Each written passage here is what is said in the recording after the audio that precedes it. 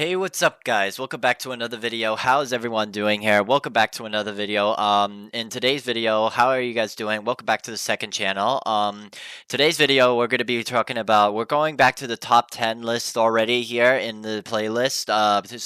But today we're going to be talking about top 10 historical movies here. Now, what do you mean by when I talk about historical movies? Well, by historical movies, I'm talking about films or movies that basically takes place into any historical time period, whether it's being depicted here, being historically accurate or not here. And the depictions here, but you have to and as well as also so I'm gonna be going what they're depicted, what the storyline and timeline it basically takes place in history, and how they depict it and how it should match up in our history. Yeah, so that's what we're gonna be doing here. I'm only gonna be covering over some of the movies, like all the main plots here of the main history behind these movies here, but I won't get into any spoilers, but I mean, this is based, but since they are both basically based off of true stories here, so yeah, so that's why we're gonna be doing this here, because the reason why I also make this video also is because I went over to another YouTube channel named The History Buff here. His name then by Nick Hodgers. He also done YouTube videos where he also does does videos also where he does movie reviews and mostly historical accuracies on historical movies. I'll send a link into this channel here if you want to check out. But that's why I'm the reason why I decided to make this video. So yeah, before we begin, be sure to hit the like button, subscribe to my channel if you're new. Don't forget to comment and turn on the bell notifications. That way you get notified by every video that I'll be posting in the channel. And yeah, so anyways, let's get to it here. Alright, let's get to the list. Alright, so in the number 10 we have stuff that we have From Hell here. So, for those of you who don't know, if you've not heard of this movie before here, the movie is centered in around the year 1888 here, in the Victorian era in England here, in the East End of London here, where the story takes place where a woman is walking into the alleyway here in the East End London here during in the middle of the night here, until then when she gets when she has a hard time and then will get drunk here, then Jack the Ripper comes in here and basically kills, and so this movie is all about with Jack the Ripper here, where he murders all 5 of these women here. But this movie also centers more about where the police, in the English Bobby police, were trying to investigate all these what caused all the murders that happened in and around in London here, and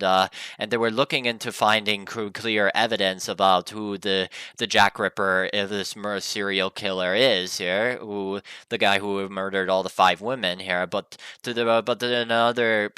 Unfortunately, we could not find any clear evidence or anything to identify who Jack the Ripper is, since it still remains a lot mysterious here, and most of the kills were by Jack the Ripper were even brutal. If you go look into the investigations, some of the women were either got their throats off, or their chests sliced off. It's pretty brutal stuff, so that's why the police started to investigate. And one of the characters that were played into the movie here, who were playing as the detective who tries to figure out and solve the murders of from Jack the Ripper here, is by Johnny Depp here. For those of you who know here, he's the same actor who plays in movies such as famously in the Pirates of the Caribbean series. So yeah, I guess give this movie go to the start here. Alright, let's keep going. Alright, so in a number 9 we have Lawrence of Arabia here. Now, this good 3-hour long movie here, this is another World War I movie here, but is centered around the story of Lawrence of Arabia here. So basically, Lawrence of Arabia, he worked back into the University of Oxford here, where he was basically satisfied by learning a lot of history, and as well as in geography and cultures in places in Egypt and whatnot. But then like by the time when like World War I had kicked around here, the U.S. then military had then brought Lawrence Arabia as their general and like sentenced also to launch him in a campaign into also into the Middle East here, which he was then later on for Jafal joined by the many of the Arab tribes here, and where he leads the Arab tribes to like blow up a railroad system here that would then like cut off trade and supplies here from the Ottoman Empire here during the First World War here, and while leading the Arabs during the leading the Arabs revolt here in the start of from 1916 to all the way to 1918 here. By the time also when like the Allies advanced over through to the over into the areas into the Mesopotamia here in the south here, and as well as also Russians and from the north here, since after the Allied forces had basically such as France, England, and the Australian and New Zealand Corps here had failed their campaign against the Ottomans back in the campaign at Gallipoli here from 1915 to 1916 here. So this is a really good movie here, and you can even also tell also that Lawrence of Arabia, they're trying to team up with also many of the Arabs, and gets bond and also gets to know them, and also knows so they're fascinated by their culture, and then but also then seeks an enormous plan to attack and rebel against like the Ottoman rulers here until towards the end of the war here, until while the Allies had then figure out the solution to split the Ottoman territories, like into the Sykes-Picot Agreement here. So this is a definitely really good movie. It's another one to check it out here. All right, so number 8, we have Dunkirk here. Okay, so this is another World War II film here. It's basically, this movie, if you guys have watched this movie before here, basically this movie is about like, it was centered around during the Second World War, where after Nazi Germany had invaded Denmark and Norway here, the Germans had then like basically centered around also then into invading France here, which they started punching into the lower countries here until the British and the French had decided to advance forward here using military arms, powers, and artillery that he can use here. But when the Germans had already launched their attack here, which is known as the Blitzkrieg attack here, which is surround and decimated all the French troops here, and this movie is centered around like when the British evacuation out of Dunkirk here to send all the 150,000 British troops and French to send them out to Dunkirk into Great Britain here, since Winston Churchill, the Prime Minister during around that time, had been trying to like basically went in the correspondence room here and tried to solve and how to rescue all these thousands of men here who were surrounded by the invaders from the Germans here, so they basically used every single ship that they could use here to rescue the British Army here, way before the Germans would then invade and then conquer France here. All right, let's keep going. All right, number 7, here we go. Now we have Gladiator here. So this is another good movie here. This is centered around also times of like the Roman Empire here in around the 120s AD here. So basically, this movie is about like this movie is centered about Maximus here, who is like basically a freeman, but he was then like captured later by the Romans here, but after the battle against like from the Germans here, after the battle of the Teutoburg Forest here, until when he went out in Roman society, he went to his family and raped until he was then captured later on by the Romans, and then he was a slave here, and then he was then later trained like into many battle arenas here to fight against like many animals like tigers, as well as also many other Roman gladiators, so hand-to-hand combat here, as well as also they would eventually also fight also against Emperor Commodus here into this movie here, while Commodus tries to also get other bigger opponents and animals and to fight off the gladiatorial into many of the gladiatorial games or around into the Colosseum here, while also around this time when Emperor Commodus here was being humiliated and also feared also about his title and rule as Roman Emperor, and also the winning of Maximus that he sent on to a really big fight here. So definitely check out this also movie out here. There's also another sequel into the movie which many historians disliked here, mainly because of like all the historical inaccuracies into the movie here, and also like kind of the theme and the voice acting kind of here. So, but mostly the historical inaccuracies. So that's why I chose Gladiator as this one here. So yeah. All right. Let's go to number 6.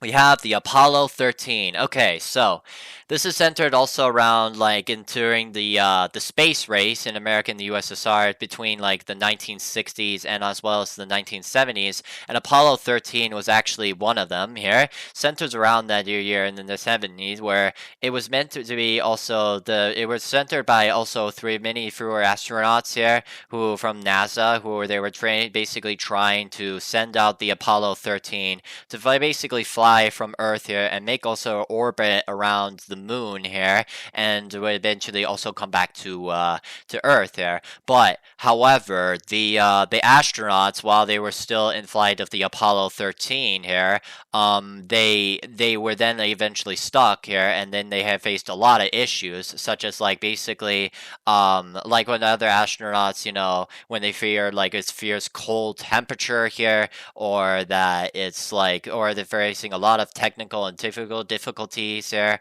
or that they don't have like food or water or anything to survive in the food here, while also trying their best here to try fix the maintenance, including fueling the engine here through thrusters here, so that way they can safely return home, in which they did here, and until they eventually went back home here, until they flew back into the Atlantic, landed on the Atlantic Ocean here, where it was then rescued by the men from the USS Iwo Jima here.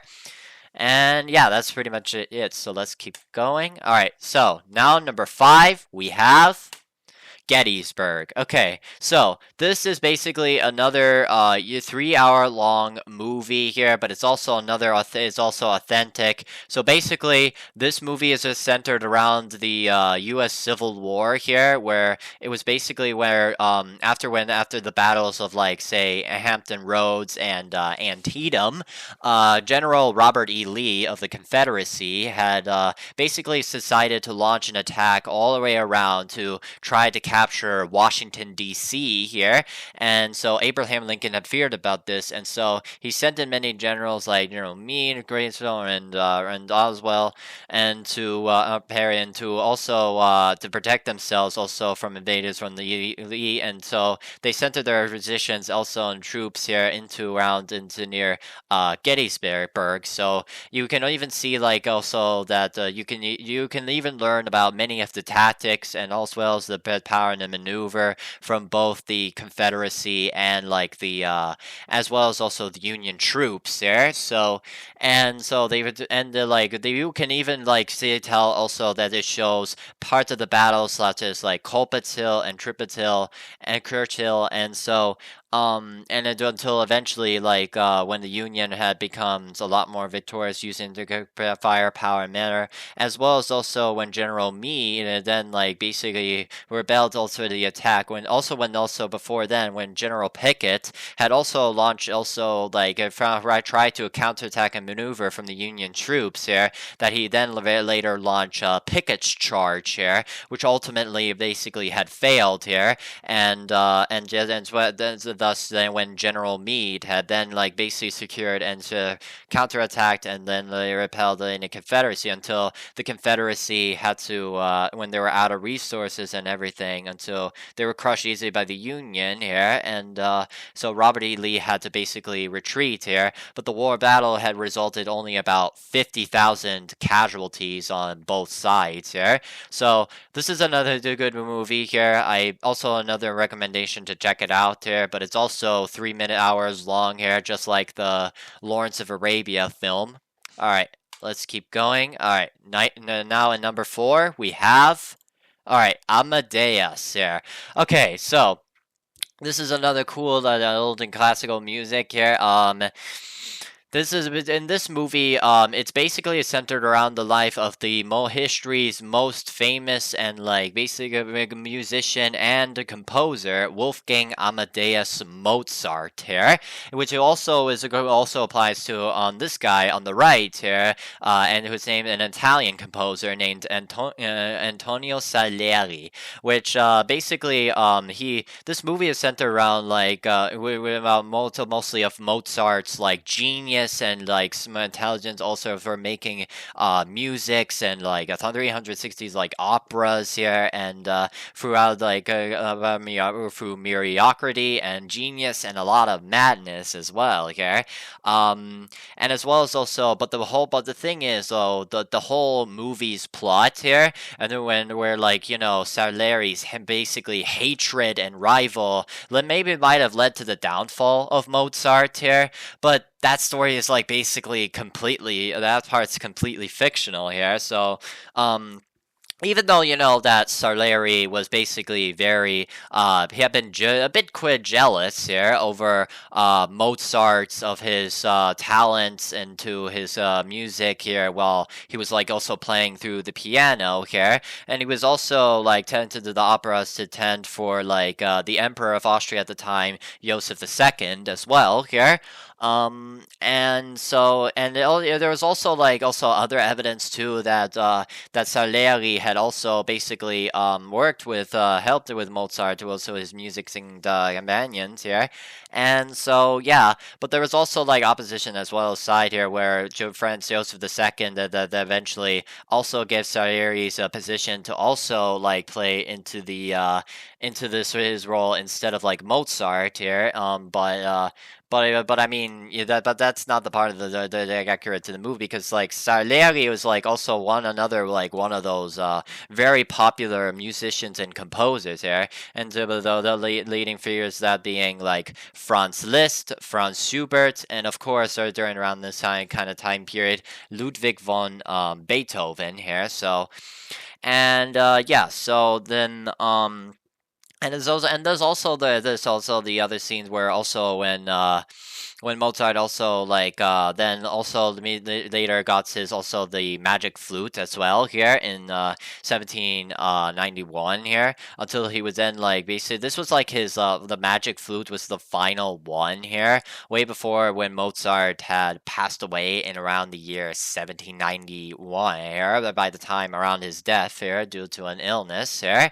um and the movie also shows also before that here where Mozart has also his wife Constantis where they also had around 32 children here, and also by around that the 17 like late 1770s was a great year in Mozart here since when he continued his career continuing working on his music and composers and made a lot of operas there. So yeah, that's so definitely good. This is a really good movie. It's as well again also 3 hours long here. So and there's also extended version also into this movie here. And yeah, okay. And anyways, yeah, and it also basically depicts also like parties and as music and opera, so, and you can like basically get a really good sense here what life was like basically in Austria in like Europe in general in during the 18th century like parties and operas here. So, anyways, let's continue. All right, then number three we have the Zulu movie here. Okay, so to those who also have not watched this movie here, because I have actually here, so basically, this movie is centered around like basically the British colonialism here in Africa here in the mid 19th century, where the British where the movie begins also with the British defeat and the aftermath with for defeated from the Zulus here in the Battle of Fisambawana here and in 1897 here.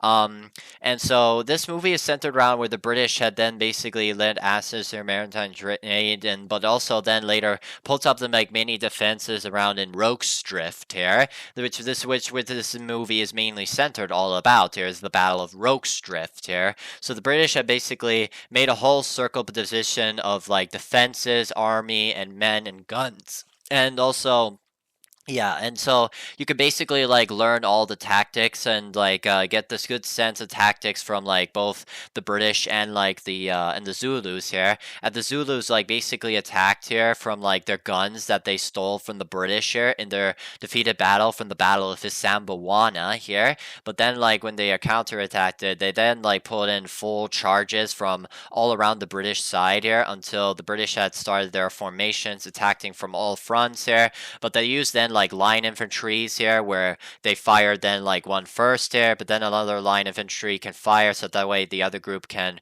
reload their guns here, which is the Martini Henry rifle, until they then can fire again here.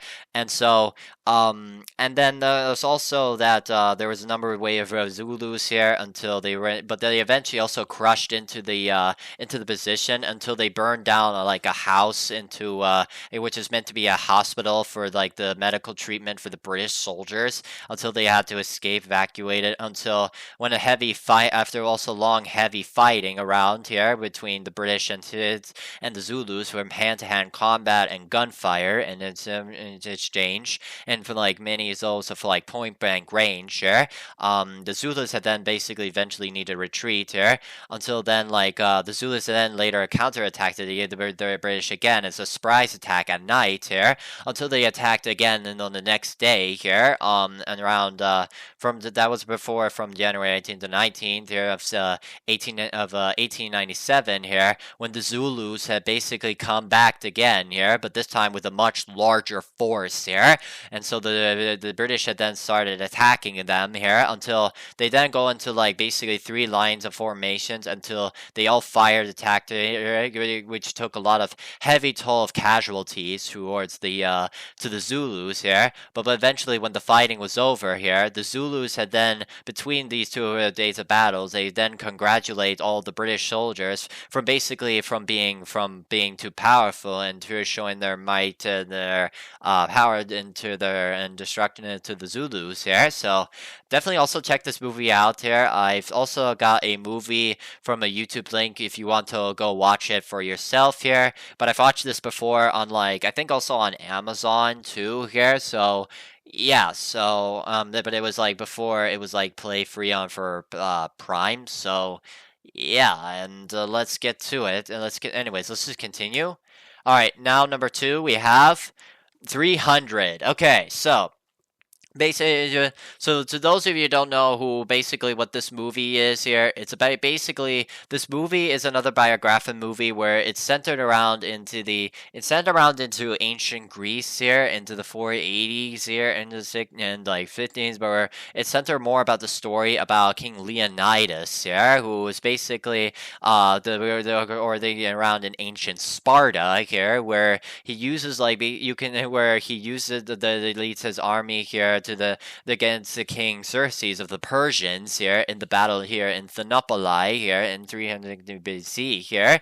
Um, and so then he uses more military tactics and uses all his money as per soldiers here, and he's also but while also fighting the Persians with the many of the archers here. Well, they also use like flying formation, seal tactics to push against into the Persians here, and you could also definitely tell on the idea also what life was like also around in ancient Sparta here, since like many women were basically you just had to give them birth to Spartan boys until they were then taken from their families here, and then like basically were then meant to send into fight for the Spartan military here to fight off many of the Persians here in the Hilatei and Thermopylae and so on here, and until they raged over while they're still trying to catch and also fight against Xerxes with his armies and as well as giant elephant cavalrymen and so on and so forth there.